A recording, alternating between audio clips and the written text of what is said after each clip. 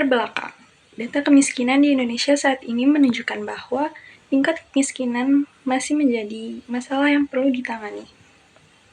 Menurut Badan Pusat Statistik atau BPS, tingkat kemiskinan di Indonesia pada Maret 2021 adalah sebesar 10,14%.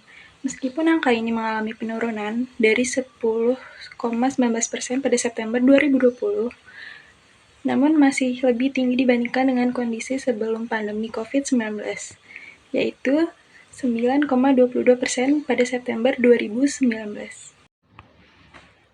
Selanjutnya yaitu rumusan masalah. Di sini saya akan memberi poin apa saja yang kita bahas nantinya. Yaitu pertama ada kemiskinan. Ada dampak dan solusi kemiskinan di Indonesia. Yang kedua ada pendidikan, ketidaksetaraan, akses terhadap pendidikan, dan yang ketiga ada ketidakadilan, yaitu perlakuan tidak adil dalam hal hak-hak yang setara. Landasan teori. Kemiskinan perkotaan, yaitu kasus yang terkait dengan kondisi ekonomi di kota-kota besar. Ini seringkali disebabkan oleh lonjakan harga tanah, biaya hidup yang tinggi, dan persaingan sengit untuk pekerjaan. Ketidaksetaraan dalam distribusi kekayaan juga menjadi faktor penting dalam masalah ini. Kelompok masyarakat yang terpinggirkan seperti tunawisma seringkali berjuang untuk mencari tempat tinggal yang layak dan pekerjaan yang stabil. Kemiskinan perkotaan dapat mengarah pada masalah kesehatan, kurangnya akses terhadap pendidikan yang berkualitas, dan peningkatan angka kriminalitas.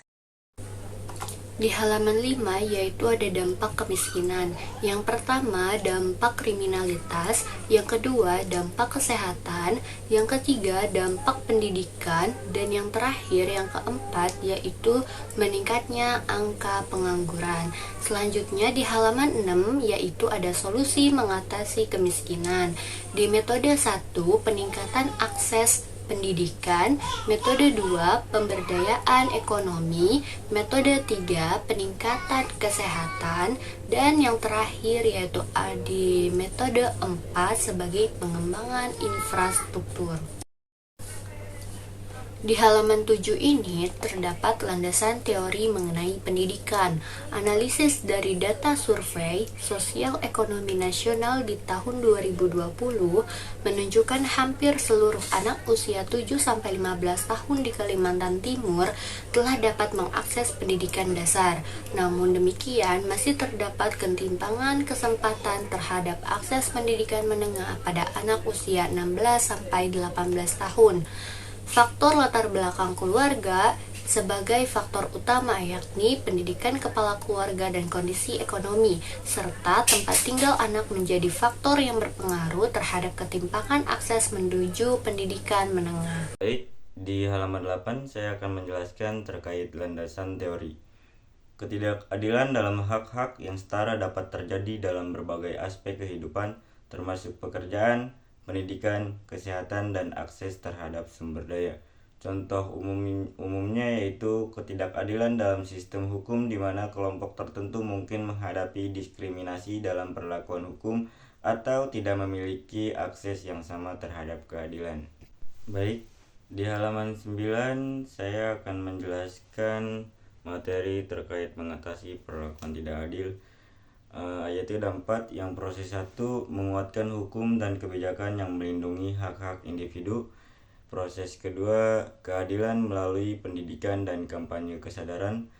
Yang ketiga, menghapus hambatan yang menghalangi akses setara terhadap peluang dan sumber daya bagi semua individu. Dan yang terakhir, yang keempat, mendukung kelompok-kelompok yang terpinggirkan melalui advokasi dan program dukungan. Baik, kesimpulan yang dapat diambil dari materi ini adalah perubahan dalam struktur sosial dan ekonomi yang terlalu cepat seperti urbanisasi yang pesat dapat menciptakan ketidakstabilan sosial. Masyarakat yang mengalami perubahan cepat seringkali menghadapi lokasi ekonomi dan sosial yang dapat memunculkan masalah seperti pengangguran, ketidaksetaraan, atau ketidakstabilan ekonomi. Baik, cukup sekian materi kelompok ini yang dapat dijelaskan. Selebihnya mohon maaf. Assalamualaikum warahmatullahi wabarakatuh.